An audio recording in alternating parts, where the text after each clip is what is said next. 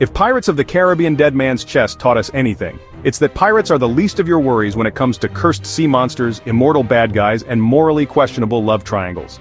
This movie is less about swashbuckling adventure, and more about watching Johnny Depp's Jack Sparrow chaotically stumble his way through 2.5 hours of nonsense, somehow emerging as the most competent person in a world where everyone else is trying way too hard.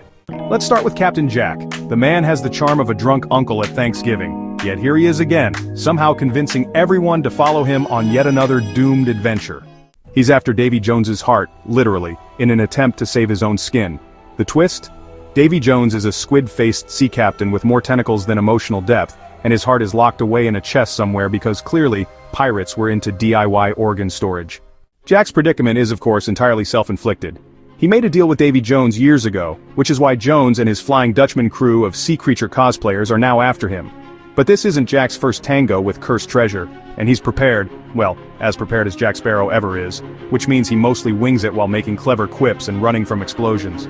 Watching him navigate this absurd scenario is like watching someone try to solve a jigsaw puzzle while juggling flaming swords. Then there's Will Turner, the serious one, who spends the entire movie being a walking contradiction. He's supposed to be our straight-laced hero, but his decisions are so questionable that you wonder if he's ever really thought anything through.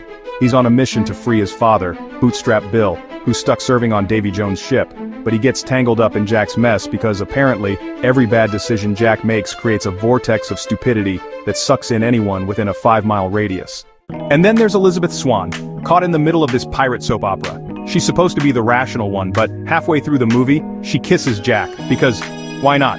Will's standing 10 feet away, and yet she decides this is the moment for impulsive romantic sabotage. It's the sort of decision that leaves you wondering if she's secretly just as insane as everyone else on this cursed ship. The main plot revolves around finding Davy Jones's chest, which should be simple enough, except it's not. The movie is filled with so many double crosses, betrayals, and ridiculous side quests that by the time anyone finds the chest, you've forgotten what they were looking for in the first place. There's a point where everyone wants the chest for different reasons, and what starts as a straightforward treasure hunt turns into a pirate-themed version of musical chairs. Every time you think someone has the upper hand, another character pops up with their own convoluted plan to throw the whole thing off track. The real star of this chaos is Davy Jones himself. The man has a beard made of squirming tentacles, a crew of half-fish, half-human monstrosities, and a perpetual look of disdain as if he's aware that he's in a movie that makes no sense. Jones is a tragic figure in theory, cursed to ferry souls to the afterlife because he once fell in love, but it's hard to take him seriously when his face looks like an octopus auditioning for a shampoo commercial. And then there's the Kraken. You can't forget the Kraken, the giant sea monster that Jones uses to devour ships and terrify everyone within a 50-mile radius. This thing is the ultimate deus ex machina, showing up whenever the writers need to hit the reset button on whatever absurd situation Jack has gotten himself into. The Kraken doesn't care about your plans, your love triangles, or your personal growth. It's just there to smash stuff and remind you that the ocean is terrifying. By the time the movie ends, Jack is swallowed by the Kraken, Will and Elizabeth are left emotionally wrecked, and Davy Jones is still tentacling his way through the 7 seas.